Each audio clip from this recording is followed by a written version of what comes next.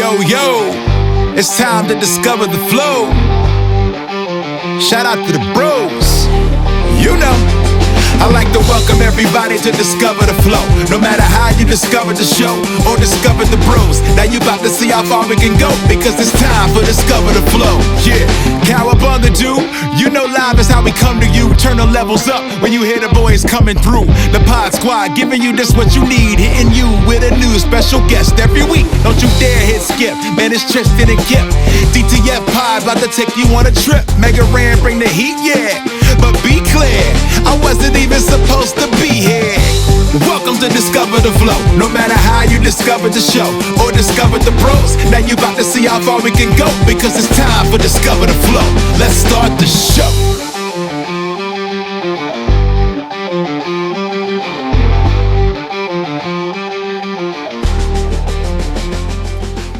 We're not going to stop what we're doing now. We're just going to keep going. Screw you. We're researching championship belts. Yeah, things that we might want to. Yep, basically. Yeah, I want to be a belt collector. Like, never mind. Like my other good buddy. Hey, look at this. Look at this. What? What are you doing? I found the Razor Ramon one for under 100. Oh yeah, my birthday's coming up. You can get that for me. So, yeah, just because yours is first doesn't mean nothing, Joe. That's all right. You're Hollywood Joe.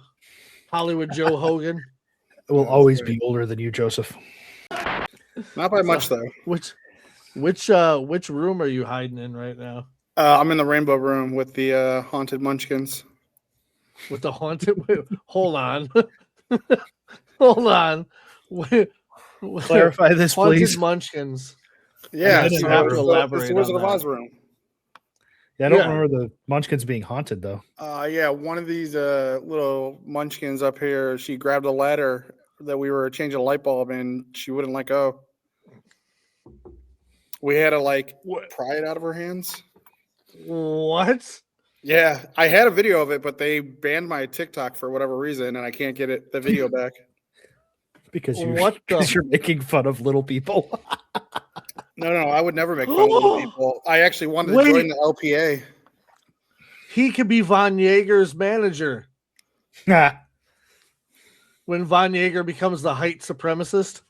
I could. Oh, he is. They're not going to do that. Yeah, he's going to be the height supremacist. He's going to wrestle all midgets next season. Because he doesn't like little people. He won't wrestle anyone who's not this high. It's a good height. I thought it was. Never mind. It's a little bit lower. But yeah. It's like this high. So. It must be this tall to ride. This is the perfect way to start the podcast. We are so banned. Podcast like this. Do we have any other haunted rooms in the theater that I need to stay out of permanently now? No. I knew it felt weird when we watched Twisters up there. Right? I didn't know I would my ankles were at risk. It was already irony to begin with that we were watching Twisters in the Wizard of Oz room. I can speak. You can English. do it. That may or may not have been planned. I'm pretty sure it wasn't at all, Joe. I'm pretty sure it wasn't at all. You know? We don't do clever things like that to be funny. Yeah. We don't do clever things like that. Joe might. Oh, it's all right. Like Disney put out the Little Mermaid, and then some other studio put the Mermaid versus the Sea Monster, and I put that trailer purposely in front of there just because I was like, oh, you know what? The mermaid's the bad chick in this one, and the sea urchin's the good one. I'm like, all right, I'm gonna put this in front of Little Mermaid. So every time somebody sees Little Mermaid, they're gonna watch this movie too. Nice. Yeah, but let's be honest. You'll let anybody go on the screens there. I with good reason. As long as they're good friends, I have no problem putting them on there. This face was on your screen and about this big. So. About bigger than that, yeah. So we always do this to our guest, as you already know. But Joe, Hollywood Joe, why don't you tell everybody who you are and why you're here? I'm Hollywood Joe. I work at Hollywood Boulevard Cinema in Woodridge. I'm friends with the both of you. I've been a wrestling fan for the longest time, for as long as I can remember. I also trained for a little bit and I'm here just to hang out with you guys, I guess. See, now I'm just learning that for the first time. I didn't know you actually trained for a while. Oh, yeah. I was in your buddy's backyard taking bumps on the cement while his parents and that stuff were eating dinner. His son can vouch for that, and so can Joe Alonzo. Who shall not be named. I did another podcast, and they pretty much said he was Voldemort. You can name Joe Alonzo. He's not a bad kid. Oh no, he's a good guy. He's he got away from some of the troublemakers, so he's all right. That he did. Which is good on him if you ever hear that, Joe. But you're also here because quite possibly you might know after us just as much about the podcast as anybody else. Quite frankly, you might know more about our podcast than we do. Right? Possibly. And we were looking it up because we were talking about it earlier. Our the beginning of the podcast was October of 2024, which was right after we got yelled by Ralph Garman. Just don't be pussies. Just put it out there, And the jerseys commemorate 2024. By the way, that's what that was. Yeah, and then Charlie commemorates his butthole in the background. But look at the balls on Tristan's finally put it out, right? Oh, you haven't heard that one Casey yet, Joe? McManus. Casey hasn't been released yet. You haven't heard that? Yes. No, not yet. But we put it out. We've been very lucky. We've been very blessed. Still getting great guests. Still getting great content. And we moved on to 2025. So this is technically our second year in review, which I was kind of surprised to find out that we started out our year with Jim O'Hare from Parks and Recreation. Yes. I was looking at that for my research for today since I asked you what was going to be the topic with the year in review. And technically you guys, because you don't do weekly podcasts right now, are my number 4 top listened to podcast on Spotify. So if we did weekly podcasts, we'd probably be number 1 or 2. Number 3. Possibly number 1 or 2. Because I have no more backlogs to catch up on. So everybody else who I had to catch up on all their podcasts, yeah. What's 3, 2, and 1? Give us number 3. Number 3 is the Windy City podcast with Mike Pankow. Okay. Number 2 is the Salud Cabron podcast with Javier Ledesma and Danny. Okay. Or their wrestling names. They're the Bad Hombre Cartel out of Pau. Okay. I like that. And then my number 1 podcast is Podding with Ego. Podding with Ego. Oh, man. The one person. No, I'm just kidding. No, no, I like Ego still. He's a good dude. He's doesn't talk to me much anymore unless he's trying to make me an offer to buy the Winged Eagle belt from me. But I know this story because I heard that somebody has a belt that he's looking for, and then I heard that you had a belt that somebody was looking for, and I was like, oh, I put 2 and 2 together and figured out that you're the man the other man's looking for. Well, I mean, it's been as I've said recently, it was the PCW title, it was the AAW title, it was the DHW title, it was Fire Pro, it was Underground, it was Blitz. Lots of other people have sought after it. It was given to me by my trainers, DC Lightning and Bad Boy Rob, over 20 years ago. It's got some history to it. It was at some point it was probably IUWA or ICWF championship as well. It's fitting that the belt's with me because we're both whores. So, well, yeah. this I've heard. Would you stop doing crap. that? Sorry about that. You do that almost every podcast now. You've done that since. I know it's getting weird. 5 or 6 awkward. Oh. Nobody wants to see your face that big. No, but we did start off the year like we were saying with Jim O'Hare from Parks and Recreation, which was the super nice podcast. Guy too. Yeah. Super nice wonderful guy. Man, wonderful podcast. Yeah, to sit and talk to. My brother has tuberous sclerosis, which is a disease that affects both your brain and your heart with tumors and stuff. He's the only celebrity I've ever met that not only knew what it was, but like does work with the charity. And then I found out later on he's on the board of directors for them now too. Okay. Yeah. He's an awesome guy. I felt bad for him though, because he had to do that interview in his niece's bedroom.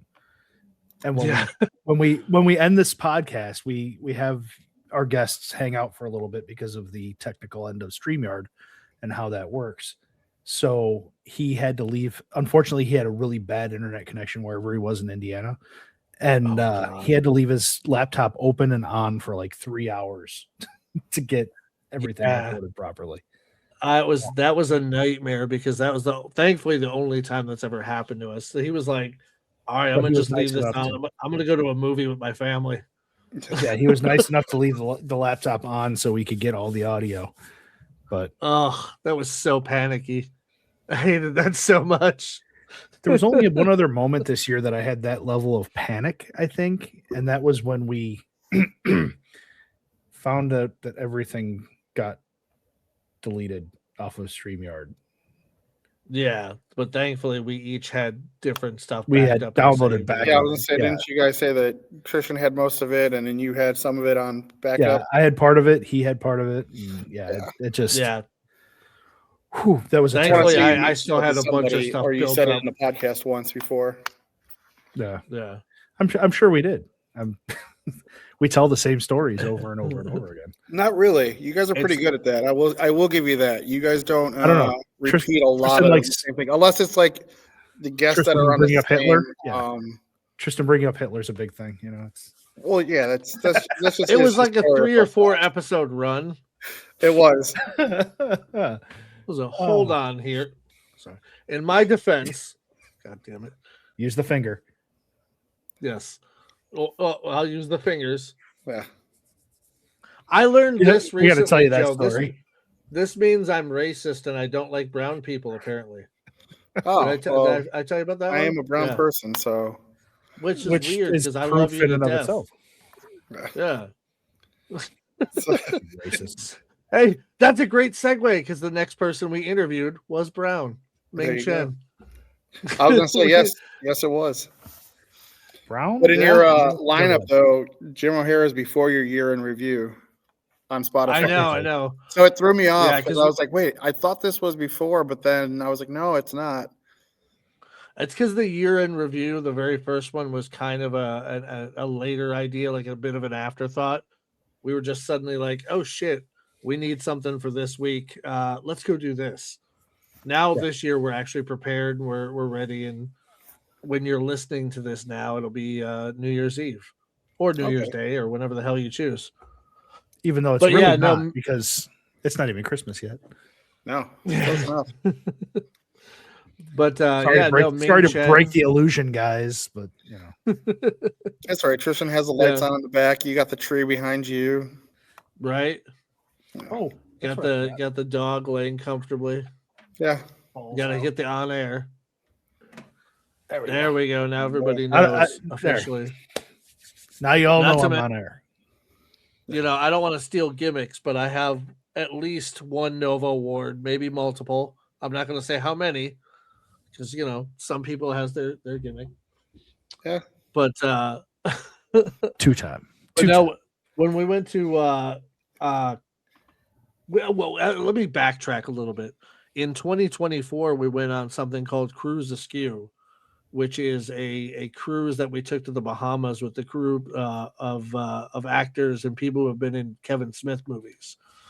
So we were there with Jay and Silent Bob. And in one of his movies, they actually have what's called Chronicon. And Chronicon was the Blunt Man and Chronic, like version of C2E2 or San Diego Comic-Con. So they decided to do it in real life, and they decided Chicago was the best place to do it because it was kind of the epicenter where everybody could come together from around the country. Of course, we were going to go. Oh, of course. Which was, of course, within the first 5 episodes, I think we hit some Chronicon episodes because Ralph Garman was Chronicon, Ming Chen and Brian O'Halloran were Chronicon. Mark Bernardin's first interview was Mark Bernardin was number 2.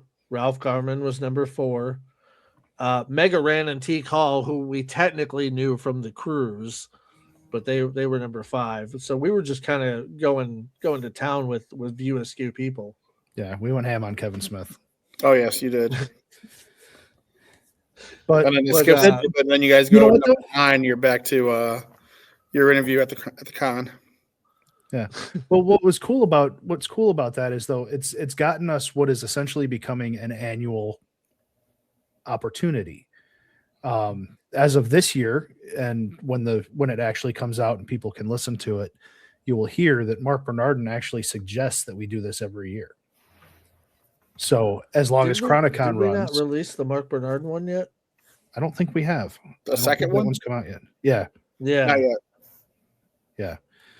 We'll ask our historian, Joe. Have we released it yet? You have not. No. Hold on.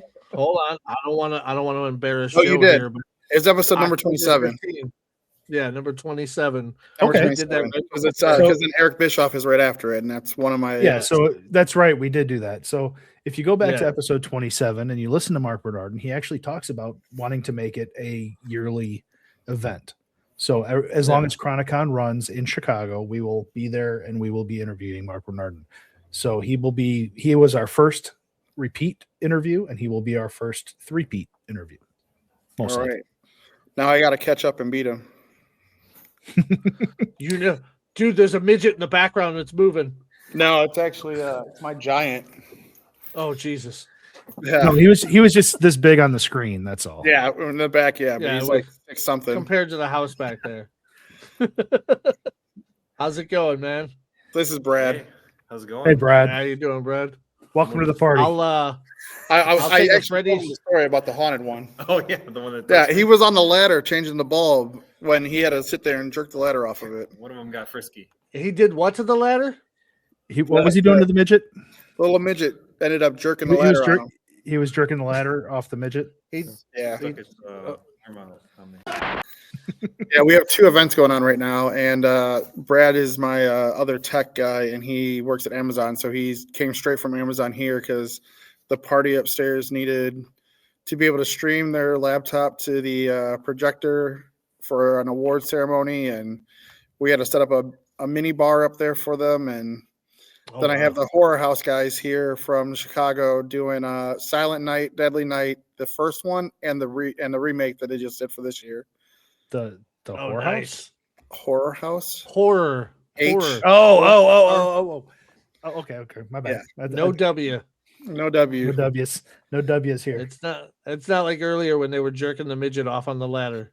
No, the midget was jerking him off on the ladder. And it's funny because that's not much better. It must have looked huge. I told him he provoked it because he booped her on the nose on the way down. He goes, "Oh, this is kind of funny." Boop. And I recorded the whole thing because Brad's my dumb ways to die ladder guy. Like OSHA's gonna come get him one day. So every time he's on a ladder, I'm always recording him for something. And happened to just catch after we watched it back. The little munchkin just sat there and had it in her hands. And then when we took the ladder out, you see her like holding the ladder still.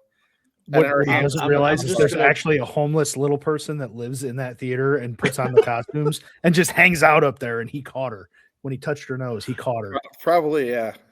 Just eating scraps after people leave the theater. just leftover bites of Freddy fingers and fries. It's a long jump up there. So, yeah. Well, when it jumps down on you mid podcast, we'll know. Yeah. Yeah. Technically, there is one not too far above me. So, I'm telling you, you got to try to find that footage because if you can find it, if it's okay with you, we'll splice it in when we're talking about it. Oh, dude, I will definitely try to get into that account and load that up for you guys. Amazing. That would be amazing. You keep giving us great segues now because, like when we were talking about Ming Chen, another short person that we love. How do you feel about Malort, Joe? I enjoy Malort. Actually, I'm not scared of it. Hey, Joe, I have a follow-up question. I have a follow-up question. What the fuck is wrong with you? Well, one, I don't drink. I used to drink, But Ugh. if But it ever comes when down you to did, it, you punished yourself. Okay. If ever comes Malort, down to it, if somebody Malort is says, my "You wanna do a option, shot of I Malort?" wouldn't I'm like like, to "Let's drink go." either. If Malort was my option, I wouldn't want to drink either. So I get it. Like I'm there with it. Oh God, yeah. No, Ming Chen. He's got a buddy who runs the factory that's out in here, and he had bottles of Malort. He had Malort in cans. He had The God, malted he had a Malort. ton of stuff. Yeah, he had like a malted Malort. It was so freaking. Oh yeah, they have gross. barrel-aged Malort. They have all kinds of different Malort. They have the Malort beer. They have literally the Chicago handshake in a can. Oh God. Yep. A can of old style and a shot of Malort. No, but There was they have a brewery that Malort does actually it has their now. own beer. Yeah, Yeah. Oh God. they Have you basically ever- like the Jack Daniels in a can where it's flavored. Yeah. It's the same concept. I don't know if you remember a wrestler by the name of Roughneck Jay Ryan, but he used to drink Malort, and so did Dan Lawrence. I remember the first time I tried it, I called up Jay Ryan. I was like, dude, this stuff is horrible. And he's like, well, you're not going to like it the first 4 or 5 times. I'm like, well, why would I keep drinking it? Is it, well, did you try it with Tabasco sauce? I'm like, no, why would I think to do that? Yeah, It try goes it. hand in It's hand. fine. You'll be good. Terrible. It goes hand in hand with any beer that you have to put fruit into to enjoy. Like you don't have anything that you have to add into to enjoy it is a problem. Yeah, I've had worse. Oh, but no, Ming was super cool with us. He's another guy that we saw at Chronicon again this year and was super cool and willing to in his own words, he's like, hey, anytime you guys want to do it again, I'm down. So we're hoping that when we get to Chronicon 3, maybe we'll have our own little setup there to make things easier to record. But he told us a lot of cool stuff. They've got, if you remember, and this was one of my favorite parts of the interview, he's got his own podcast studio set up out there in Jersey, I believe it is, where people can come and rent time and do studio time and do their podcast right there. And they help them with production and editing and everything. It's fantastic. Do you remember what it was called, Sue? Not off the top of my head. But it was him and Mike. Mike Can't remember his Zapsik? last name. Yeah, Mike Zapsik are Yeah. the people that run that one. Let me see if I can find it real quick. Yeah, that was a really cool one. He's they did like 7-8 seasons of Comic Book Men. They had a lot of cool stuff going on, and Ming likes to pop up in the background of Kevin's movies when we don't even realize it. Like we didn't even know he was in Dogma until recently. Yeah, I was listening back to the episode earlier today. Like I said, trying to get little notes here and there, and I think Kip sounded more surprised about it than you did. Yeah. Well, I mean, I don't think I knew either, but yeah, I mean, Well, I was more it's- surprised when I realized that was King Obafemi as the gangster. yeah. That one. And then me. what did we find out this year? Because he complained about it. Ethan Suplee complained that his name isn't in the credits of Dogma because he was either in the costume or he was the voice of the Golgothan. He was the voice of the Golgothan shit demon. Mm-hmm. Yeah. And it's born. a shared. He was pooped. It's a shared universe podcast studio. A shared That's universe podcast studio. Ming Chen and Mike Zapsik. Kind of an awesome idea. Yeah. Yeah. Which I think is an awesome idea that somebody should try to replicate. They actually have guys. They actually have 2 locations in New Jersey, one in Holmdel and one in Red Bank. Okay. Right on. I know somebody does it out here. I want to say they were a radio personality because that's how Mike Pankow did his Windy City Slam podcast because he's part of the broadcast basement. If you ever listen to his, it's always an intro. And his first couple episodes, I think maybe the first 15 episodes is because he's with the other guy as his co-host, starting it off and helping him out and get it off the ground. And then from there, he just kind of takes over, but it's still part of that group, that organization that helps him out with the podcast and that stuff. Right on. I like that. Yeah, no, that's a good resource that I think it would be cool to have at people's disposal. Because anytime anybody's able to have an outlet for their creativity, I'm all for that.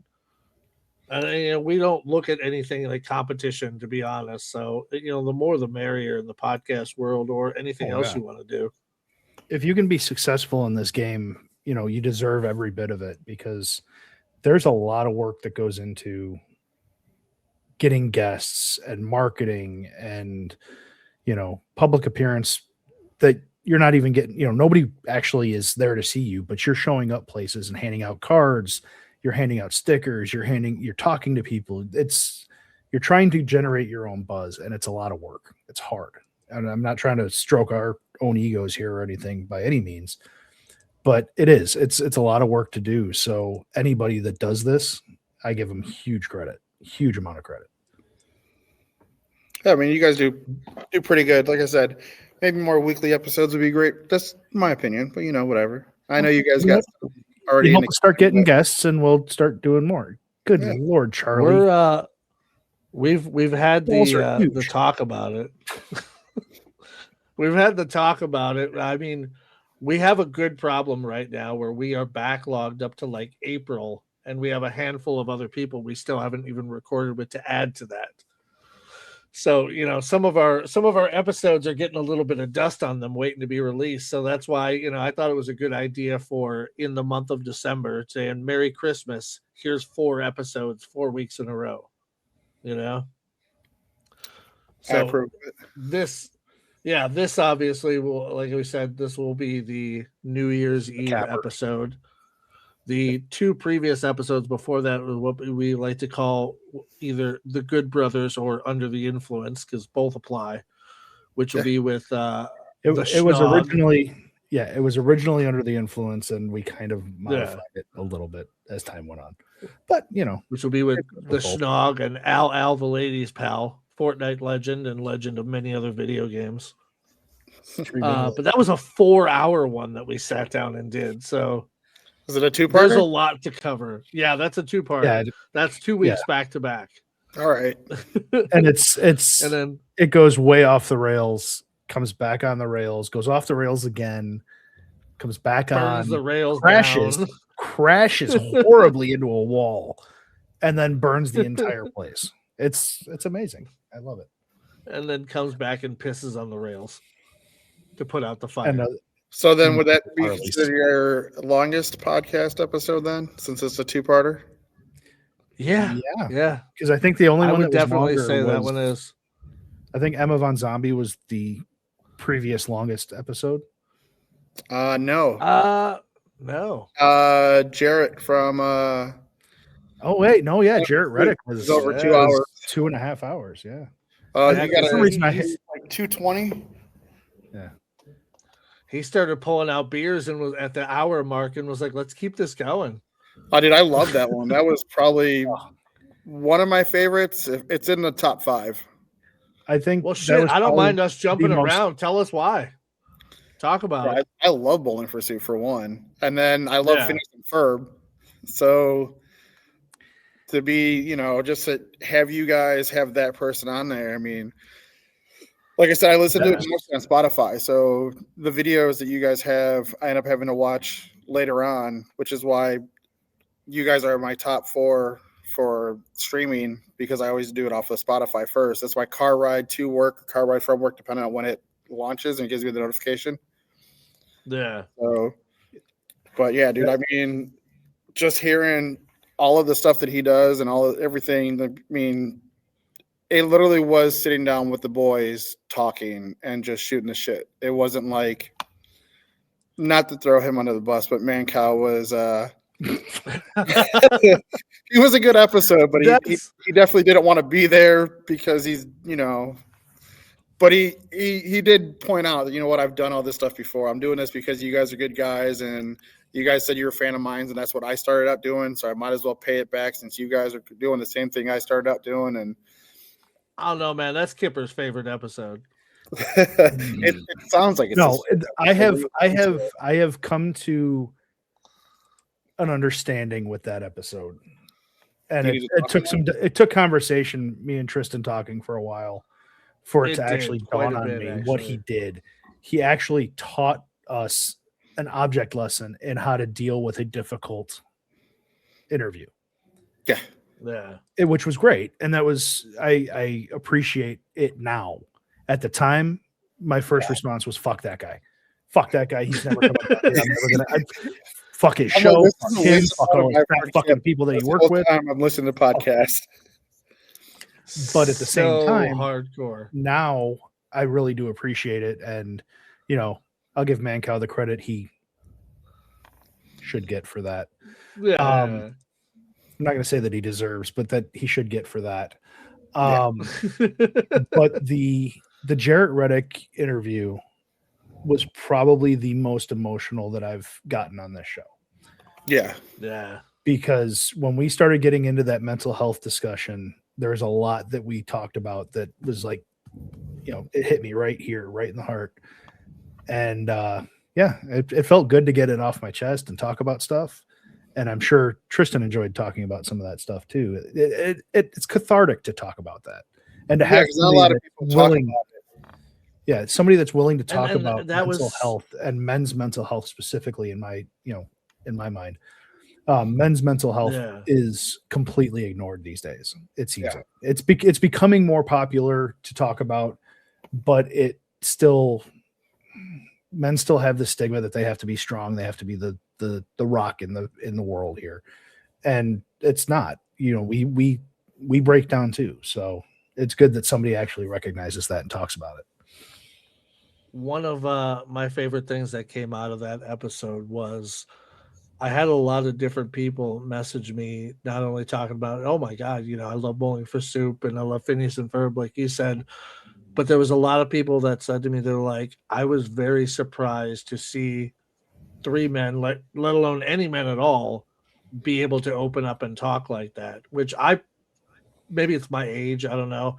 I find it a lot easier to open up and talk about my thoughts and my feelings nowadays. But apparently that's a thing that people aren't used to, which kind of sucks, because it feels so damn good. Oh yeah, I've reached out to you, asked how you're doing and that stuff, or other friends that we know, mutual friends. That's why, I'm a big advocate with. They're not around right now; they're taking a little sabbatical. But the You Are More organization, because they are really involved in the wrestling scene, as well as they do a lot of mental health, men's mental health, and that stuff. And they worked with everybody from TNA, the Hardy Boys, and that stuff, and just had a lot of people helping them out to push out about men's and mental health, suicide awareness, all that stuff. And so that's what, hearing that episode, it hit me a little bit as well. Yeah. It's one of those things, like I said, I wish it was talked about more. And I'm glad that was something that actually had a positive effect on people who listened to it. Because I never expected to affect somebody like that. And I know I shill our episodes to people all the time, but guys, if you're listening to this and you haven't listened to the Jarrett Reddick episode, please go back and listen to it. Yeah. And that's me as somebody who almost broke down in tears while we were having this conversation. Please go and listen to it, because there's some good stuff there, and there's some really good insights into mental health. And on that note, I'm done talking about mental health for the day. He's mentally spent. Yeah. It's something we skipped my mental over. Load. Something we skipped over, and I thought was funny that we didn't talk about. Brian O'Halloran, when we asked him to do the podcast, I don't think he completely understood what we were going for. Oh, that was fun. So when we talked to him, he was like, what do you need, 10, 15 minutes? I got you. All right, let's do this. We're like, oh, shit. No, we kind of wanted more of a sit down, but all right, I guess we'll take it. Can I pause you guys for a second to come right back? Oh, it's nothing. Sorry. You didn't miss anything with the midgets moving. Yeah, nothing in the background creeped us out. Sorry, I mean Munchkins. I meant Munchkins. Yeah. A little people. You can fix that in post, right? Yeah. Wait, can we not say midgets anymore? I mean, we're supposed to ever say midgets.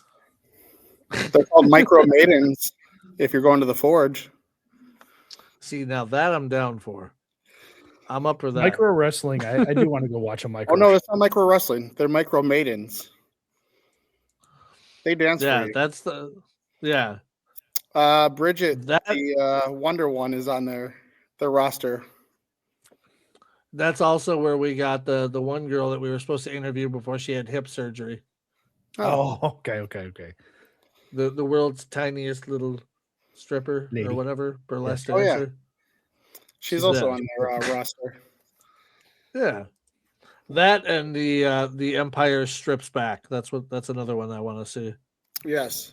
The burlesque show. Yeah. Yes. That one looks like it's going to be entertaining. Yeah. So all right. where were we?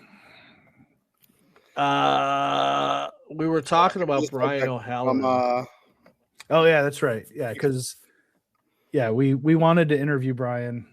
He didn't quite get it, but we got a good solid 20 minutes out of him, and then like another 10 minutes of conversation after we stopped recording. He was. It's not like he wasn't giving. He just. I just don't think. I think he understood that, or he was under the understanding that we wanted like the typical soundbite type thing. I was gonna say one of the things you got to remember is what they do at cons is people will go around with their phone or their tablet, and they'll do a 15-minute power interview to get information from people and stuff, just so they can put it up on their YouTube or whatever. And go over and lock the door so the midgets can. I mean, so you don't get interrupted. Unfortunately, I can't lock it from the inside. So they can lock you in though. No, I have an emergency exit. They can't lock me in. Plus, I got keys everywhere here. Joe's like, I will bust through a wall like Kool-Aid Man. I'm getting out of here. Oh yeah, especially if they start moving. You're fired. I'll just start tossing them.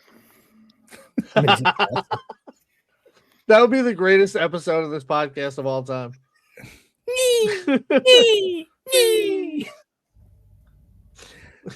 Anyway, enough midget tossing. You know what was after that? I know we kind of already touched on it, but episode 10 was your favorite, Steve. You keep referring to certain episodes as my favorite. And first Man Cow was my favorite. Now this one's my favorite. And I already know what you're talking about. And I still do you? Because episode 10 is Man Cow. 10 is Man Cow. Yeah. Why did we? Wait. Oh, I thought you were talking about. You know what I thought you were talking about. Oh, we're gonna get to Michelina. Don't worry. No, that wasn't. No, that's not it either. I love Michelina. Oh, what's the one you're thinking of? Oh, we're gonna get to him too. Oh my! I'm not going to invoke his name. I am not invoking his name.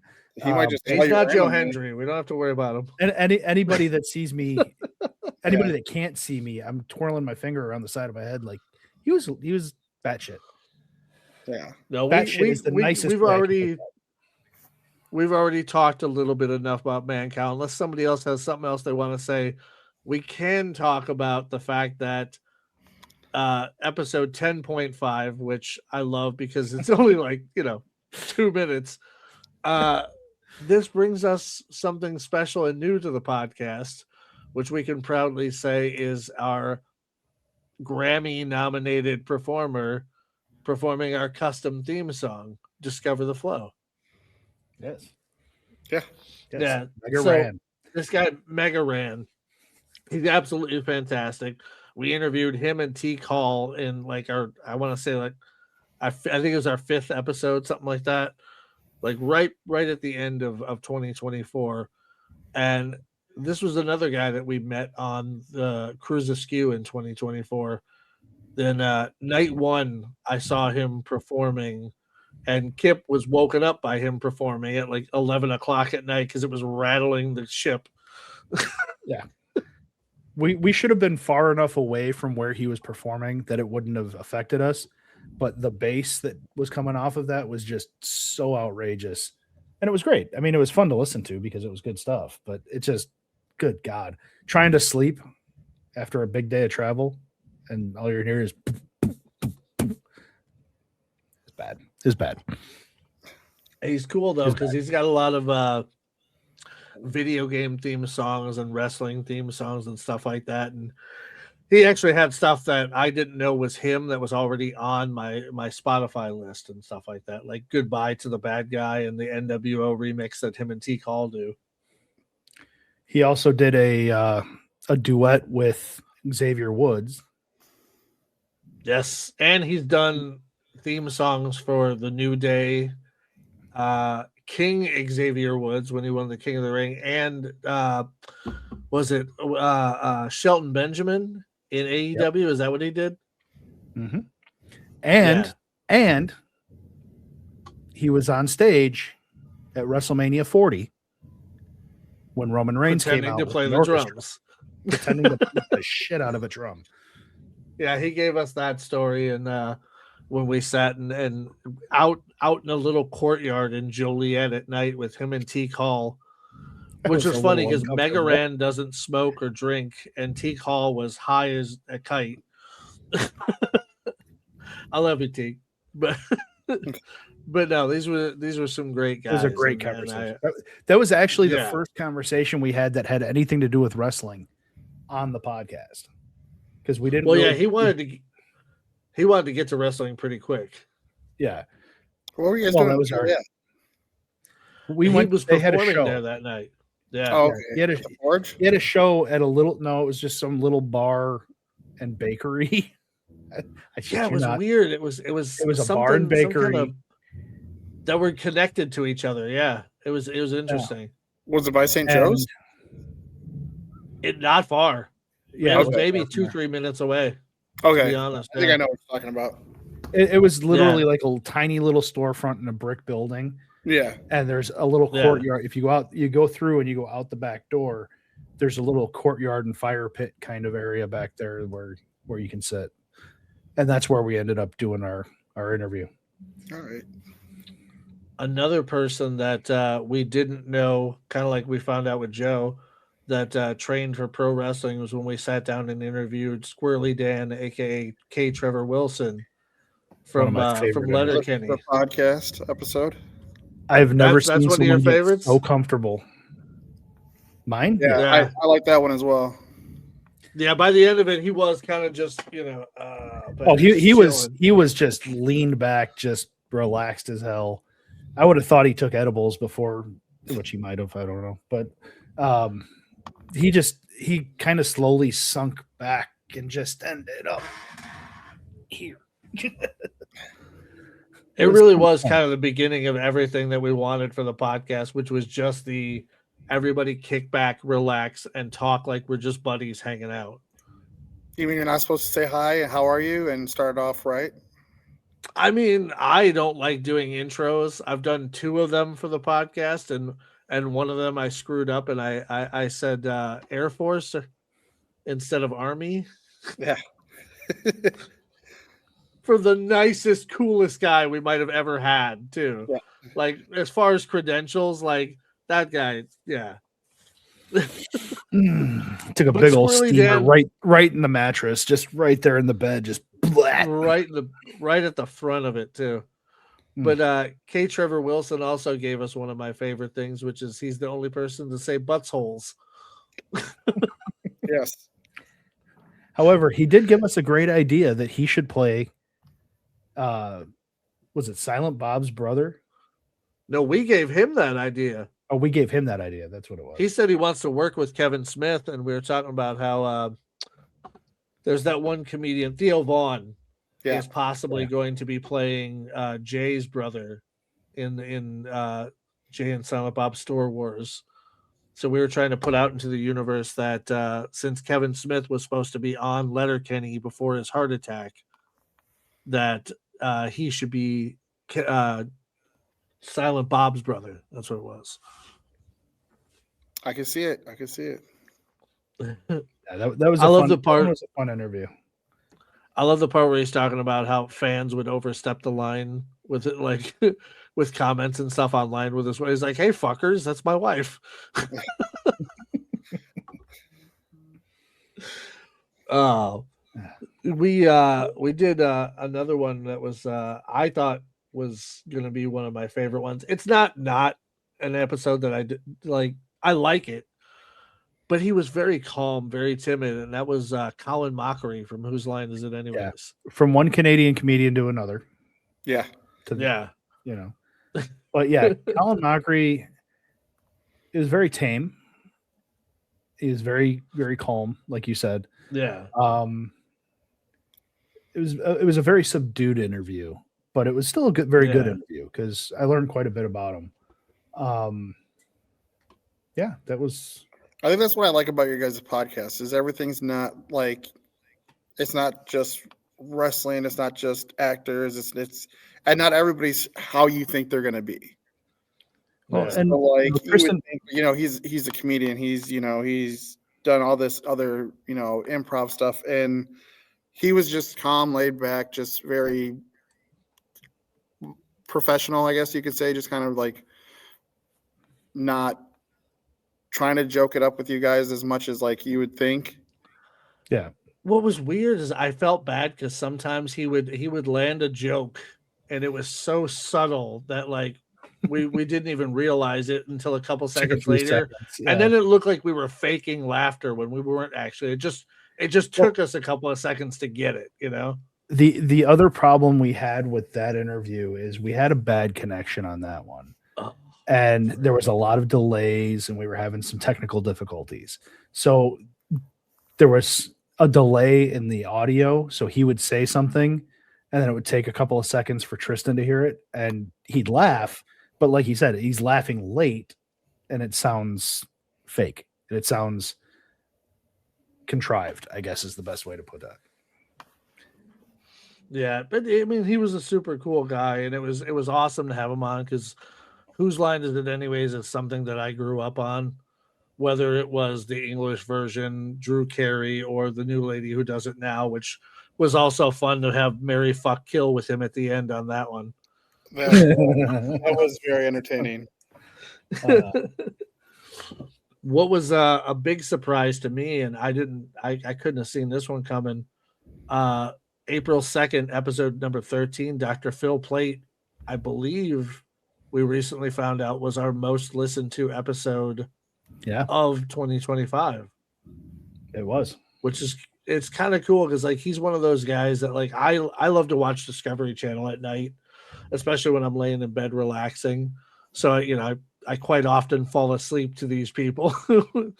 And it's one of those guys that it's the bad astronomer and was talking about the universe and all that different stuff out there. But it was cool to have somebody who worked for NASA and worked on the Hubble telescope and could answer questions for us that you don't normally get to ask because you don't have a captive audience with an actual like astronomer. Yeah, he wasn't the Dr. Phil I expected. I was a little disappointed by that, but overall enjoyed the episode. Yeah, that was a good one. But he did give us. Go ahead. Yeah, that was a good one. I do enjoy, like I said, I do enjoy that your guys it's nothing consistent with your guest. So you literally jump from, you can have a comedian, then you're going to have an astrologer, you're going to have, Secret Service for a president, you're going to have, back to another actor or actress or rock stars or corn stars. Corn stars, yes. Corn stars. Yes. Corn stars that one. Yeah, we'll get to corn stars later. It's been one of the only problems with the podcast is when somebody goes, "Oh, you have a podcast? Cool. What's it about?" And I'm like, I feel like I'm talking you ever about watch Seinfeld? I'm like, I'm like, we have a podcast about nothing. Like, we're not a wrestling podcast. We're not we don't have a theme. Our theme is talking to interesting people with interesting jobs who have cool stories and do shit, Joe, you had pointed out a second ago, you said, you like the fact that we don't just talk about wrestling. We have both been in the business for 25 years. We've done wrestling. We've done wrestling to death. It's time for something new. So that's what we do here. And we'll talk to wrestlers. I have no problem talking to a wrestler. I just don't want to talk about wrestling. Right. Yeah. What else do you have that's interesting? What don't people know about you? You know what I mean? Like that's what I want to pull out of people. And that's why, like, my podcast top 5, because the last one is that I didn't mention was Butterflies Are Ninjas. If you heard of those guys, I've never heard of it, but I'm sold on the name. they go into like things about like Bigfoot and UFOs, and they're just friends shooting the shit about random things and just the same thing. I mean, but nothing's like a same topic. Like it's always just something different. And but then I have other, like I said, the Slew Calderon podcast. They'll have wrestlers on, but they're not just talking about wrestling. They're talking about like, everyday life. And they've had episodes where you've had like the biggest, baddest guy sit there and have a breakdown about his childhood and his mental health. And again, when your guys' episode came up, not to bring it up again, but I mean, it's something where it's getting talked about more, and it should be talked about more, because a lot of people can't handle the things that are going on in their lives and they need somebody there. But whether you're a wrestler having a podcast about wrestling or not wrestling, or you're not and you just talk about it, it's you guys have your formula for your podcast, and the name itself, Discover the Flow, speaks for itself, because you guys just go with the flow on whatever it is, and everybody who's listening is discovering something different every episode. Just ask Jarrett Reddick if it sells itself. Yeah. DTF, is this a porn? Is this a porn podcast? I just did one with Mary Carey. I don't know if I want to do 2 back to back. Well, as we move forward in the year, and I'm not trying to push over what you're saying, but as we move forward in the year, we actually get to my favorite halfway episode that we ever did. God, I was absolutely in love and excited with this one. And when you told me you wanted to do this, I wasn't sold right away until we talked about how it was going to play, and I jumped right on board with it. The CBD Trading Post outtakes.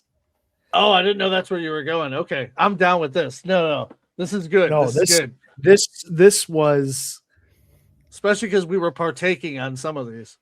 Some of them we were sampling our sponsor's product a little. I'm gonna grab something CBD, while you talk.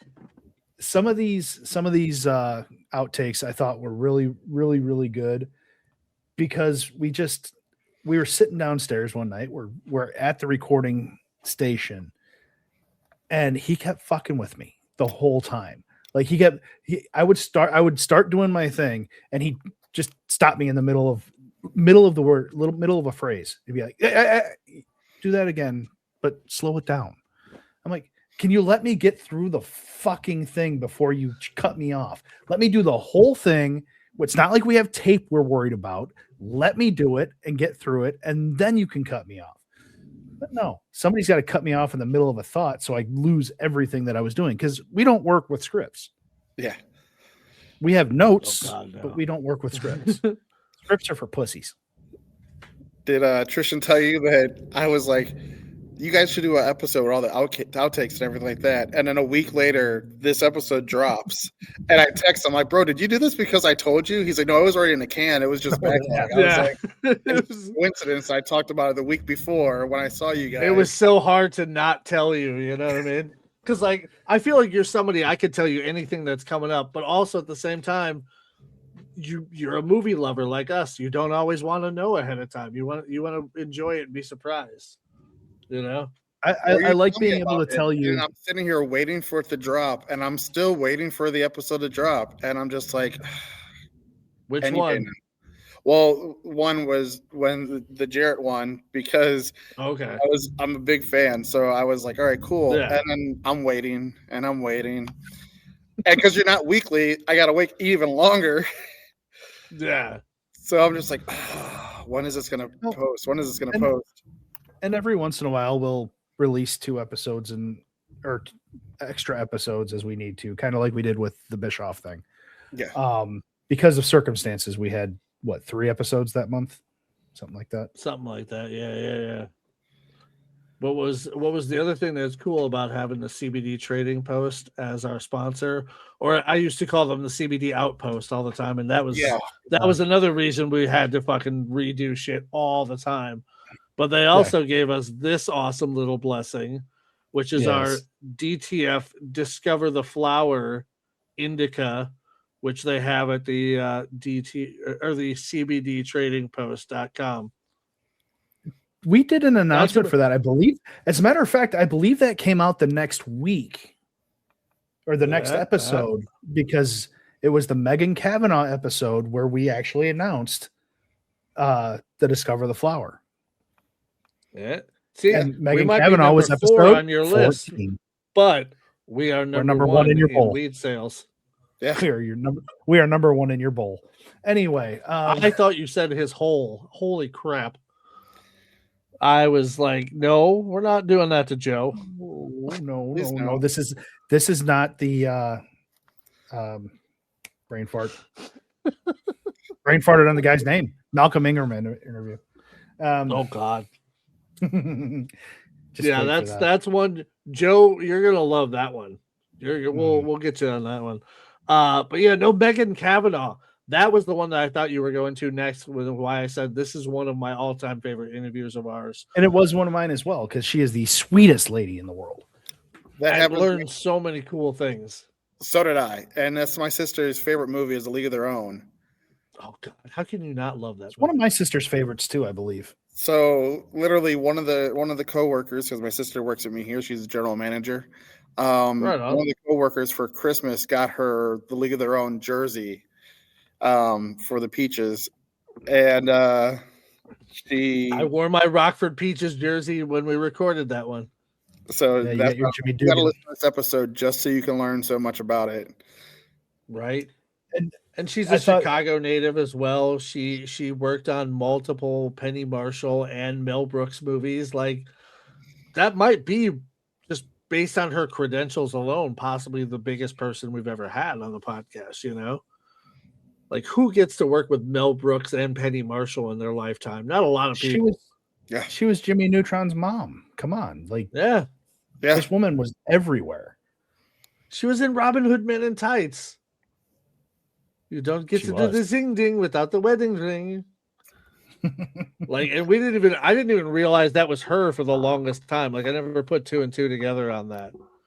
And then my favorite part from the whole interview is to find out that she was there with Pete Rose going into the Baseball Hall of Fame.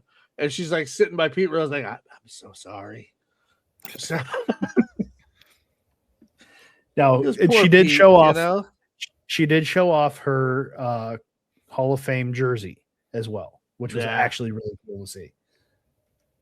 Yeah, and her dad got to see they did put a bunch of that stuff. Sadly, I think I want to say shortly after that episode, we found out the last living member of the Rockford Peaches passed away like 6 months later. Yeah. But, you know, we could have used episode number 15 if we wanted to try to talk to one of them because that was your favorite. I'm going to say they're all your favorite now. But no, this is the best. Oh, God, I love talking about this one. This is the one where I watched Skip break the most. This is the episode that made me want to put everything ever on YouTube all the time. I think this was the episode that I spoke the least in. And there are some episodes where I don't talk a lot. No, I talked quite a bit with Mancow. Towards the end, after he called him out on it, he did start talking more. But Daniel Jackson, I think I said maybe 3 or 4 things the whole interview because you were already partaking before we started the interview. I was stone sober, and the more this guy talked, the more I wanted to stab my eardrums out with a pencil because it was ridiculous. Like, I am the light. I was dinosaur Jesus. Come on, dude. Are you fucking serious? For people who might not know, go back and listen to episode number 15 with Daniel Jackson. The fact that I said the words dinosaur Jesus means you should go back and listen if you haven't. Just those words should sell that entire episode. Tristan High and Dinosaur Jesus. He got cucked by ghosts. Okay, he got put in the cuck chair by ghosts. He believes that angels are praying mantises. Go listen to this episode if you haven't already. Please. It's very if you have listened, for it. Go back and listen again because that shit is ridiculous. We talk to people we talk to people that hunt cryptids for a living. This guy is batshit crazy. And he's one of my favorite people ever. I want to have him, and nobody knows who this is except for the people here, but I want to have him and Miss Shelley on together and have them just let them talk. Oh my God. It'll be watching like a duel. That would either be because it would be the best thing you've seen that year. It'll either be epic or 2 minutes long because one of them is going to. It would be like watching the sword fight between Inigo Montoya and the Dread Pirate Roberts. That's how good it would be. Oh God, just unleashing her on him. The man sat there and told us that I lived 28 lives and I'm a piece of shit because I keep fucking up. And that Kip lived 27. And how did you die? Was it prostate cancer or something like that? Some kind of cancer. You just keep coming back because you're fucking up. I think it was like leukemia. I think it was like leukemia or something like that. But they didn't know what it was. 1800s, and they didn't know what it was at the time. Eventually that was the last time I died. So that means that I sat around for over 100 years before I was born again or some shit. I don't fucking know. Him looking down, talking to the ground very quietly. Just what? What was that? Pretty sure he was talking to his dog. Speaking of, hi Charles. Hi Charles. Wait, hold on. You're gonna go live in the Munchkin Theater? Oh, grab the ladder. Yeah, do that. Like he was just, and I would have him back in a heartbeat, but Kipper hated him. But my favorite part is when I made him break, and I got a text message mid podcast that said "fuck you, LOL." Is when he's talking about hearing the voices in his head and how they talk to him. And I started reciting the Randy Orton theme song to him. I was like, so you're saying you hear voices in your head. They talk to you. They counsel you. They understand. And I just see Kip go. Kip goes.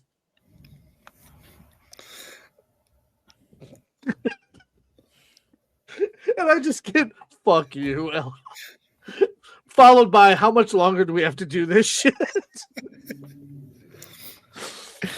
Oh, it was so bad. It was so bad.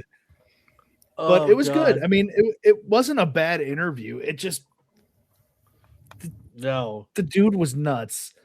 And I don't know. Kip, but you want to talk about Uncle Don? We got to talk to Uncle Don. The next episode, Donald Gibb, Ogre from Revenge of the Nerds. Fun interview. I mean, I had a blast with this. Played Ray Jackson in Bloodsport, for those of you that don't know.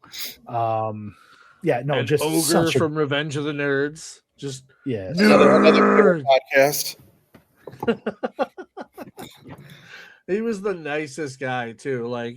And he revealed to us, and we don't know if it's going to happen for real or not, but he did reveal to us that another Revenge of the Nerds movie is in the work and supposedly has the financing.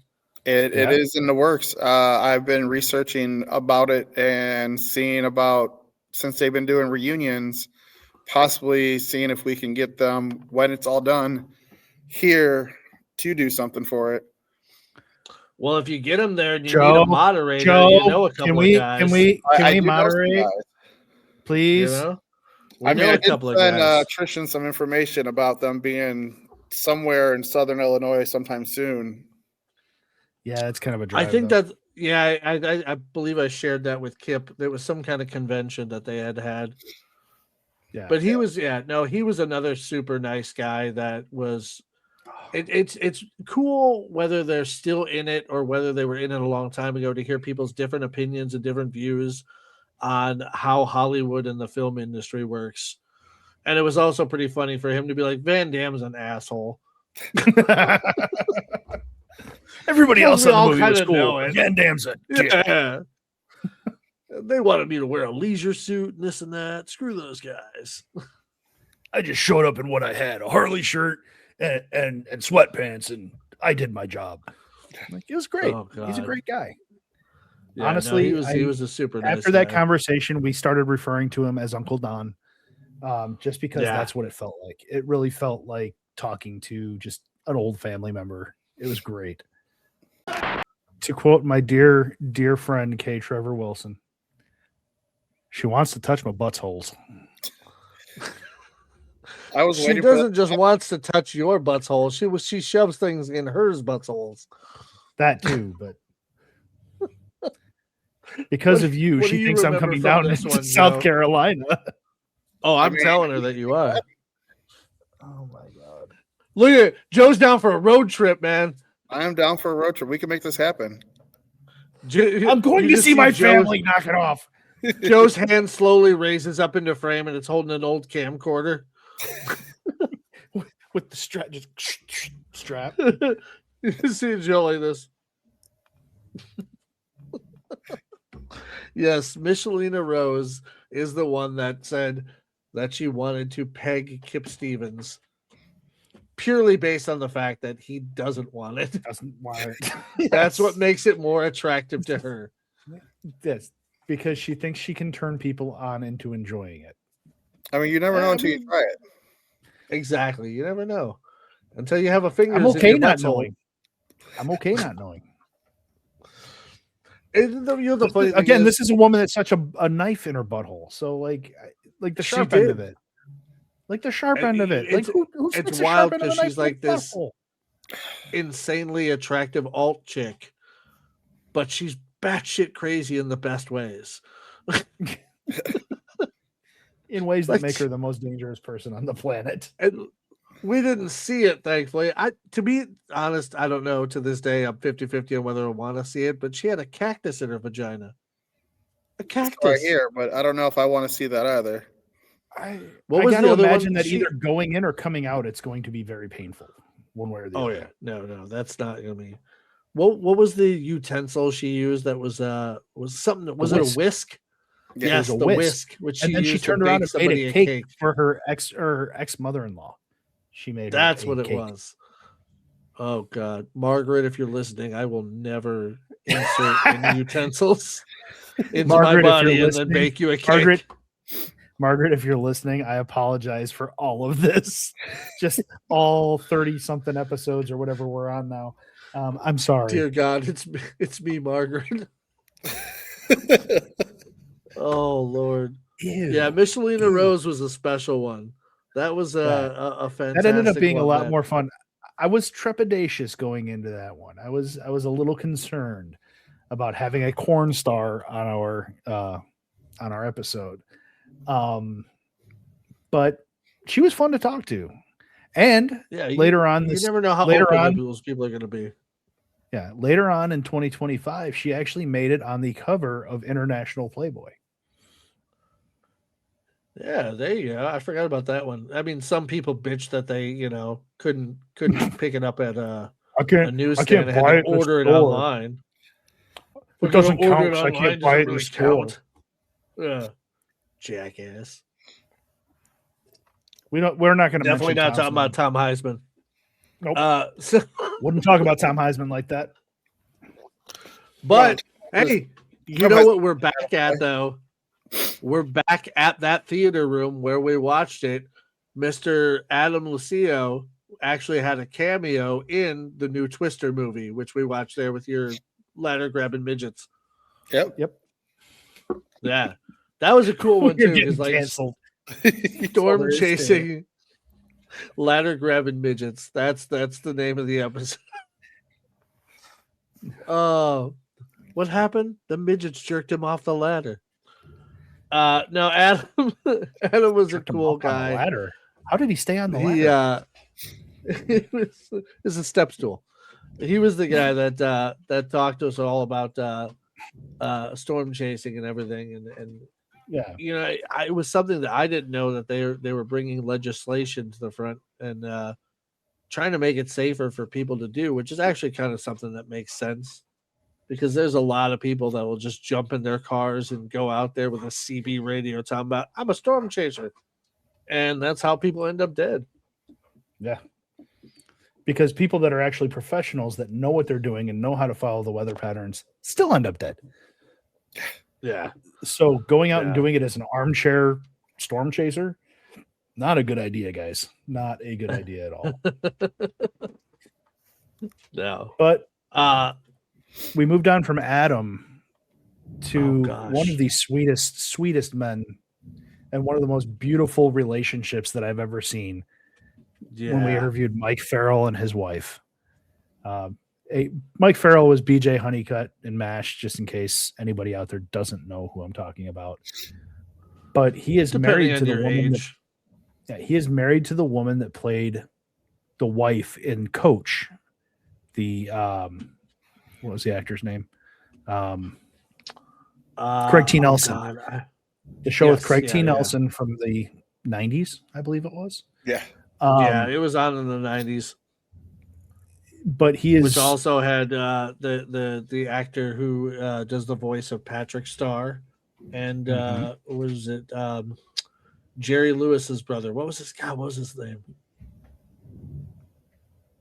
I wish I could remember his name, but there's just a phenomenal cast of people. I used to love watching Coach. But yeah, his wife did movie. No, Dauber was Patrick Starr. That's the voice. Oh, you're talking about Jerry Van Dyke. Jerry Van Dyke. That's what it is. Thank you. Yeah. I knew it was somebody famous, his brother. Yeah, it's Dick Van Dyke. He's also famous himself. Dick Van Dyke, who refuses to die. Not that we want him to. Cockroach. He's a dancing cockroach, folks. But yeah, no, my favorite takeaway from that entire episode was when we were talking to him about the last episode and the sign when he grabbed the one that pointed towards San Francisco, and we put 2 and 2 together and realized that's where him and his wife met, and that's why he grabbed that sign. And the smile on his face, asking him about that, and the realization, and hearing her sweet laugh in the background because she's just a wonderful lady herself.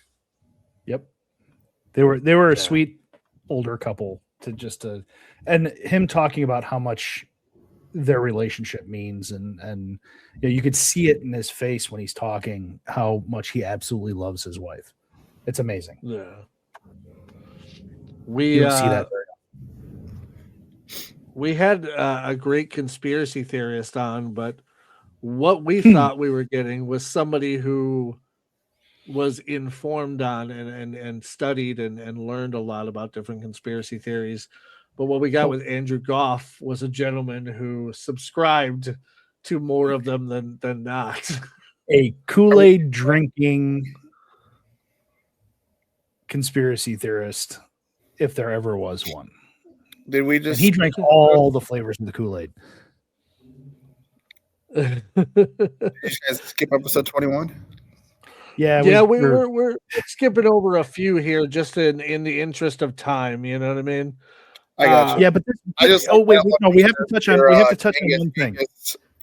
We have to touch on one thing from episode 21. Dr. Timothy May. Tristan cannot pronounce Genghis Khan to save his life. Genghis Khan. Chinggis. Well, I mean, come on. All right. How did you grow up saying it? How about you? Doesn't matter. He told us how to say it. He told us how to say it. He said, if you say the G word, you are going to burn a fiery death in hell, because that is a horrible thing to say. Quit telling the dog to come out here and bite me. No, I'm looking at you. I'm telling you. Fuck you. Oh wait, you're on the other side. You too, Joe. What is this? Is this a Brady Bunch thing? Yes. So I screwed up Genghis and Chinggis and Chinggis and Chungus and can't tell the difference between the Army and the Air Force. He can't tell the difference between Chinggis and Genghis. He can't. Yeah, he talks about Hitler all the time. That's the only thing I wanted to talk about episode, because that was probably the best little. Be so happy when you get it in the butt too, so you can't miss it. Yeah, Timothy May was cool. He was fun to talk to. Yeah. But yeah, Andrew Goff, all the Kool-Aid.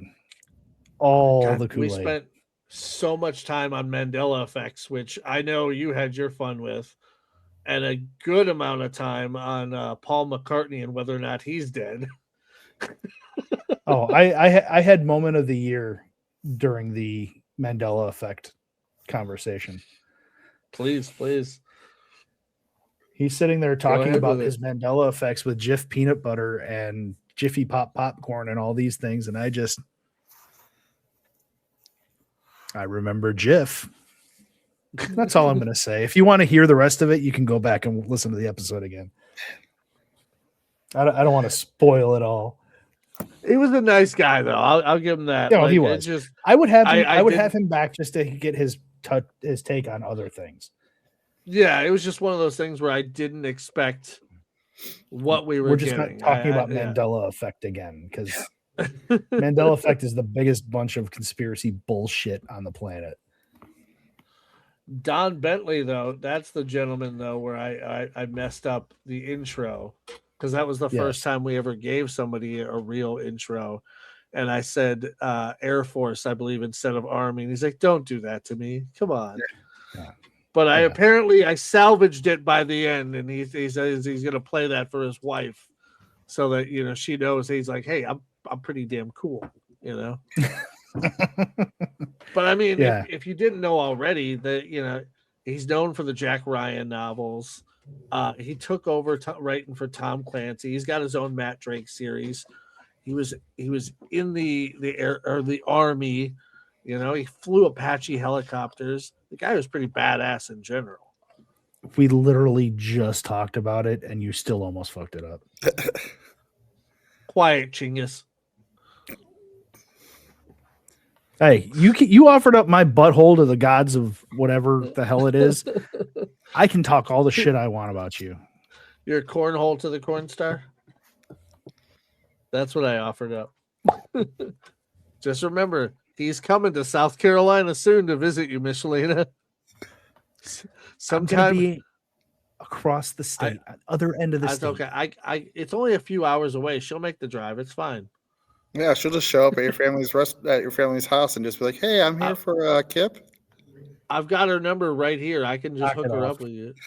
Both of you can. I should call both of you. I should call her right now and just put her on the microphone and be like, "Hey, was you still buttfuck Kip Stevens?" I am going to shit in your pillow. It's all right. You got the same pillows. I'll just take one of yours. No, you won't. Mine are under lock and key. We're getting close to the end though, but again, we had our first ever repeat guest, like we were talking about earlier, who has agreed to come back for a third next year at Chronicon. And that's Mr. Mark Bernardin, who didn't have to worry too much about the Marvel snipers this time because he could finally talk about Eyes of Wakanda. He had some other snipers he was worried about, though. I think it was or something. Warner Brothers snipers. Possibly. Yeah. But yeah, for a guy who has done so much with the books that he's written, the podcasts that he's done, the TV shows and movies he's helped write for, and now working on his own film, which I guess unfortunately we found out is kind of stalled at the moment due to finances. But fingers crossed, it's got a great premise. We'll hopefully be seeing it. It's still alive. It's just on hold. But Mark Bernardin and Fat Man Beyond and his Black Man Beyond episodes, like, he's a great guy. I love sitting and talking with him. Yeah, talking to him about Eyes of Wakanda was fun because that was something we couldn't talk about last year. So now that it's been released, we were able to talk about it a little bit and get some of his insights into why things were done the way they were. And it was actually quite enlightening. Yeah. But you know what everybody waited for, and that we were proud to bring to everybody, which is we actually got to go. It wasn't going to happen. Yeah, good God. Dude, you were terrified. I was the one talking to him, trying to set it up the whole time. I was really freaking sweating. But we had promoted the living shit out of this. We did a big thing at Rocket Pro. in front of a based wrestling on crowd. him telling us go ahead and announce it, Yeah, and he but he still made time for us. saying it. He still made time for Eric us, Mr. Bischoff. Yeah, one of the biggest promoters in the history of professional wrestling, like arguably top 3, right? Like Yeah. It has to be one of the top 3. Yeah, it's got to be Vince's number 1, and then Bischoff or Heyman for 2 and 3. So that's the argument. You know what I mean? But he was a hell of a guy to sit down with, who also offered to come back and work with us some more. And I would almost put Bischoff at number 2 just for the fact that he is the only person to give Vince McMahon a run for his money. Right. What did you think about that one, Joe? I enjoyed that one a lot. That's on my top 5 for this second half of the year. Yeah. Bischoff was it was cool because it's one of those people that you finally get them and you have a million questions, but you just kind of got to just like it says, you just kind of let it flow. And he gave us stuff that, you can't even think to ask, which is kind of cool. And we had so much more we could have covered with him. But unfortunately, when we first booked this interview, the Hulkster was still alive. So he wasn't taking on as much of the real American wrestling as he is now, because he's basically stepped into Hulk's role and taking on his own at the same time. Okay. Among other things, there's a lot a lot of irons in that man's fire. Yeah, no, one of the things we didn't get to talk about yet with him was also that he has a production company he runs with Jason Hervey from the Wonder Years. The big brother. Yeah. So another great guy that we had was Mr. Jason Sorrell, who was an Imagineer that we got to hang out and talk with, who worked on Haunted Mansion. He wrote lots of different scripts for different stuff that they've done. He's worked over at Universal Studios and done the same job, and working on going back to Disney to become an Imagineer again, all while trying to get a secret stash built out in Orlando to kind of make it a destination hotspot and hangout for the people in the View Askew universe. Almost its own mini park, the way he was describing it, just a compound kind of thing. That seems to be, like, to me, I think that would be really cool to kind of go in there, depending on what they end up having there, if it actually gets off the ground. I think it would be cool to have like a replica quick stop an RST where you can go and take pictures in front of it. I know it's not the same as being the real thing in New Jersey, but I think having something that people can get to that can't necessarily make it to New Jersey would be pretty cool. What did you guys think about Miss Barbie Breathitt, the Dream Specialist? Kind of the exact opposite of what was our buddy? She was the opposite side of the crazy coin from Daniel Jackson. Yeah. She was I could handle. She was a little more realistic. What blew my mind about Barbie Breathitt was when you started talking about your recurring dream. And she basically nailed a lot of the truths about you without knowing any of it. Yeah. Just from what you described in the dream. My recurring dream with my grandfather and everything. Yeah, he was really spot on with a lot of that stuff. And talking about like not an exact bloodline, which it's basically leads to the fact that my grandfather, the only grandfather I've ever known, was not my blood grandfather. He actually married my grandmother and adopted my mom. Yeah. But no, she was a cool lady to talk to, and she's one of those people that I enjoy hearing her side of things, because I myself, like I said, I'm a known agnostic, like atheist light. I'm not going to be a dick and tell you that certain things don't exist or you're a fool for believing.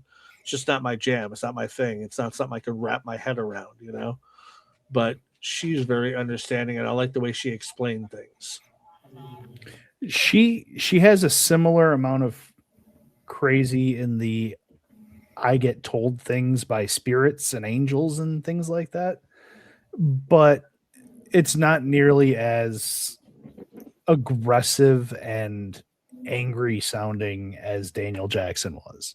Daniel Jackson was, I am the light, I am the one, I am the thing. And she goes, no, people talk to me. They tell me things. I listen. I translate things so you can understand them. She puts it all, she frames it all around the Bible, and her religion. But yeah, no, she was interesting to listen to, and she was very easy to talk to in that respect. I enjoyed that episode, just because when you had the first median on, I thought it was going to be more like some of the ones that you see on like TV or something like that. They're not crazy talking about things, but they're able to like kind of read into your, life without knowing too much about you, because they do have that connection with something. So they say. Yeah. But then when she came on, I was like, oh, this is kind of what I was hoping the first one would have been, without being like, angels are praying mantis, and I am the light and all this stuff. And I'm just like, I got cucked by ghosts. By ghosts. Sorry, that'll never be old to me. No, that one's not gonna go away anytime soon. Yeah. Oh God. One of our last two though that we have to cover for our year-end wrap-up though is we had Mr. What was it? It was Gary Byrne, right? Was that how you pronounce his last? Yeah, Gary Byrne was the retired or now retired Secret Service Division officer and a former U.S. Air Marshal. Yeah. It was interesting because he was in the White House when we'll call him Bubba. Yeah. Bubba likes to get his blowjays from different people.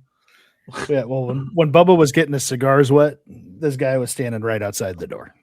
Yeah, I enjoyed that one a lot, being that I was alive during that time and when everything was going on and all that stuff. So to be able to kind of hear what was happening on the inside, knowing what was happening on the inside, but in a different light.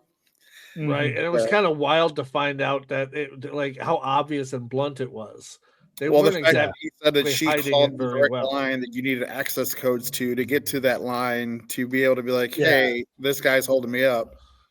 Yeah, some of the impropriety that went on during that time, and I'm sure it still happens. I'm sure that people that shouldn't have access to things have access to things. Yeah. But to see it so blatantly flaunted like that just blows my mind. Yeah. Yeah, that was a fun one. That it was actually kind of inspired by my trip to Washington over WrestleMania weekend this year, because I remember standing literally in front of the White House and seeing it surrounded by Secret Service, looking around, going, I want to talk to one of these guys. These guys got to have stories, and I'm like, I'm gonna find a Secret Service agent that we could sit down with. I just didn't expect to find somebody who goes and was literally a part of American history, or got to witness American history, no matter how raunchy or sticky it might be. Yeah. What kind of blew my mind though the most about it was when he was talking about the other Secret Service agents and how he's kind of persona non grata now because he's done tell-alls, and they kind of frown upon him thinking that he was talking crap about their brotherhood, so to speak. That was pretty interesting stuff. Yeah. But other than that, the only other episode that we've had released so far this year was the most recent one with Mr. Gerald Posner, which was a great sit down. And that was the one that was another long time coming, where we got to talk about the Vatican and the Vatican banking system and how the hell they're their own country and everything, which has just always been wild to me. Yeah, about him not realizing that the Pope was going to be from America and right. Listening to the insider trade and stuff. That was actually what held up the interview to begin with, was the fact that he was following, and he does it all on his own dime, I think he said. But he was following this so closely, and he was in Rome for a little while they were trying to figure out who was going to be the next pope. Yeah, because he was saying about he was trying to get somebody to pick him up to be their their source on the inside, and he just was there talking to them and getting all this information. Yeah, that was finding out the stuff that they get away with financially, just with the church labeling things a certain way. You're like, oh, these are the first people to have their money laundering, their offshore accounts. I'm like, we knew they were shady. We just thought they were shady in diddling ways. Which he kind of refused to talk about it too. If I remember correctly, he kind of refused to talk about that. I think he just kind of went around it. Like you guys would say something, and he'd be like, "Well, and then this happened, and this," and I'm like, "Okay." He'd be like, this over here. Let me see here, guys. He was a hell of a nice You're guy, here? though. Oh, look over there. But yeah, no, that would be another guy that I would love to have back because he has 13 different books that he's written, and they range from topics of like I said, the Vatican to the JFK assassinations, and even that of Martin Luther King himself. So that's a guy I wouldn't mind having back a couple of times. And I think we touched a little bit on some of those, if I remember correctly. We touched just a little bit on some of those conspiracies, but this year though, looking forward at what's coming, I'm excited. I'm excited for you guys to hear what's coming because we got some really cool interviews. We got some before we wrap it up. We'll even give you a little bit of taste. We have a cryptozoologist who did a television show on Discovery by the name of Mr. Charlie Mushaw, not Menshaw. Hey, you said it right. He said it right. Look at fantastic guy. Tristan we have special names all the time. We have 3 special episodes that we're going to release from a previous podcast that I did, which was called It's a Work with a gentleman by the name of Ian Matthews. We sit down with him and we have a 3-episode arc where we do a special interview with Al Snow. Okay. One where it's a combined interview where you get to hear our interview with Animal from the Legion of Doom, and then a short interview with Mean Gene Okerlund, and then another interview where it's a combined interview with both Sonny and Booker T. And my favorite part about the Booker T one is I was the one that got to inform him that his famous promo from 1996 with Hulk Hogan, where he calls him the N-word, is still on the WWE Network uncensored. And just so you're not confused, folks, these will all have intros from us explaining what was going on and getting Ian Matthews. We brought Ian Matthews in. We got his thoughts. Yes. We've got Tristan's thoughts, and you can see there's some DNA from that came into what we do here. We do have some other great episodes coming up. We have fantastic people that we sit down with, like Malcolm Ingram, who's a wonderful documentarian, and is probably our wildest, most off the rails episode that you will ever hear, because he is just chowing down edibles like he's Joey Diaz. I don't know, the Good Brothers 2-parter may have gone off the rails a little bit. There's going to be a competition here. There's going to be a little competition there for most off the rails interview or conversation. January is also going to see us finally get to hear our interview, the long awaited one with Jason Mewes, aka Jay from the fame of Jay and Silent Bob. 1 year in the making. We have Mr. Jason Hollis, who's an entrepreneur out in Nashville that's also a producer and worked with collaborated with legends like Chuck Berry and Ray Charles and others, Keith Urban, Katy Perry, Justin Timberlake, all these people. We have Jake Rubel, who's a fantastic comedian that travels with Jay Mewes, coming up. We also have, and I gotta check this one out. We have a gentleman who's a musician who reminded me very much of Eddie Izzard in his band Tripping Jupiter by the name of Madstone. We have Elena Sanchez, who is both an actress and a phenomenal stunt woman. Sweetheart. Yeah, she worked on a lot of different Marvel projects, including both Endgame and Infinity Wars. I'm trying to remember who these two gentlemen are because we have so many backlogged. But we have Kip, if you can help me remember, which one was Justin Lloyd? Oh, Justin. Hold on. Because we have two of them. We have Justin Lloyd, which I'm trying to remember which that one was. And then while he looks that up, we had Chris Howdy, who's another fantastic author. Justin Lloyd is Jim Varney's nephew. Yes, the nephew of Jim Varney, Ernest himself, who did a documentary about and a biography about Jim Varney's life and is trying to put together a documentary right now. That was a fantastic talk, as well as our interview with Captain Casey McManus from the Deadliest Catch fame, and so much more that we have coming up that we don't want to talk about yet because it's not in the can, so we don't want to jinx it. But there's a lot of stuff. Got Joe, a lot of if you could pick fire too. If you could pick a person or two for us to try and interview this year, who would you swing our way? Well, what could we go after? I'm still waiting for Kevin Smith. So are we. You know what? That's not fair. Don't do that. No, that's fair. That's fair because we're still waiting on that one too. I mean, we're all waiting for that one to happen. Listen, I am a persistent he inspired son of a bitch. The man inspired the entire podcast. So, you know, yeah. In many ways, yes. Man, I don't know.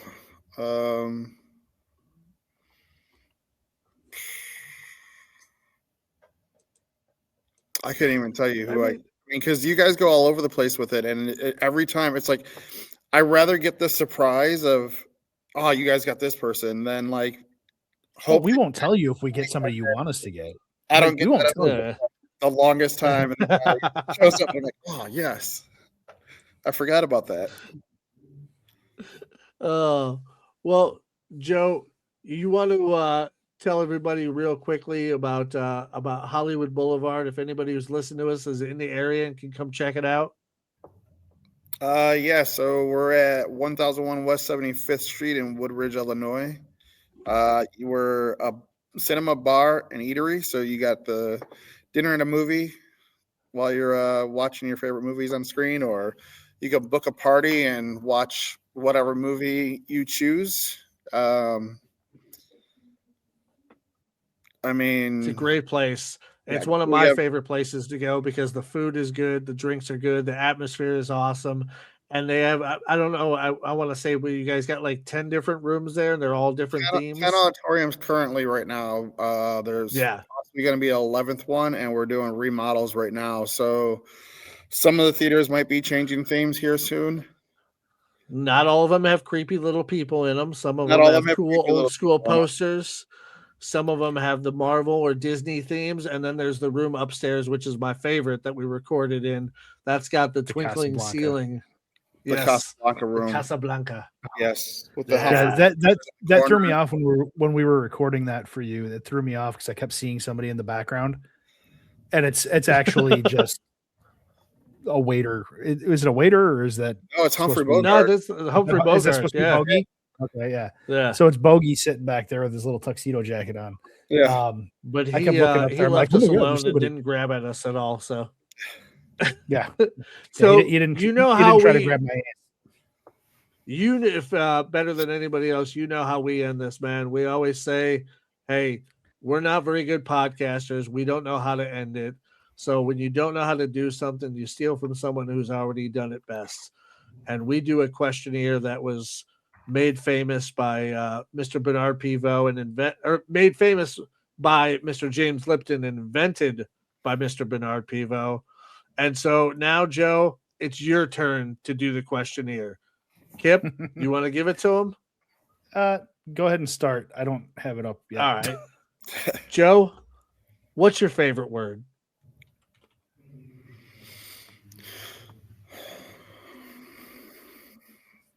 Thank you. You're welcome. Now answer the question. What's your least favorite word? No. What sound or noise do you love? I like a subtle storm, like just the rain, like not a heavy like lightning and everything. It's just like subtle little just raindrops and light breeze. A little bit of gentle sound in the background. What about a sound or noise that you hate? Styrofoam, like just something about like it rubbing together, just kind of like it's worse than nails on a chalkboard. That gritty, squeaky noise. Yeah. You know, it's the one that gets to me when somebody's filing their nails. I have to leave the room. I have to go. I can't do it. What profession other than your own would you like to attempt?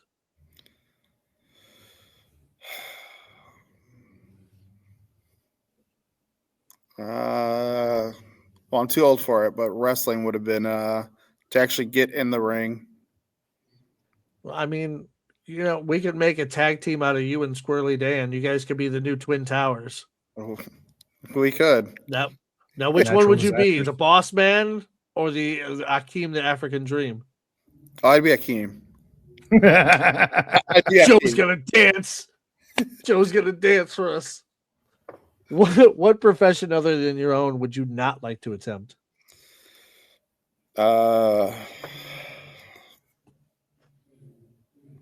You know, I give my dad all the respect in the world.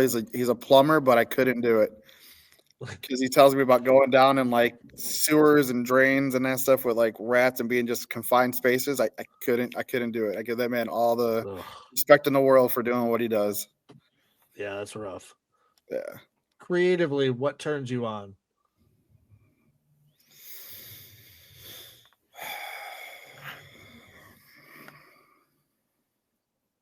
That's a tough one. You know what? I don't really have anything for that. As much as I've heard all these, everybody talk about this, like I really don't have one for that. Like what just gets me going. What about what turns you off creatively? Negativity about feedback on anything that I'm doing. Just like I won't even be done with a job. And they're like, oh, you know, you can nope. Just leave me alone. And as Kip always says when he does this is my favorite question. What is your favorite curse word?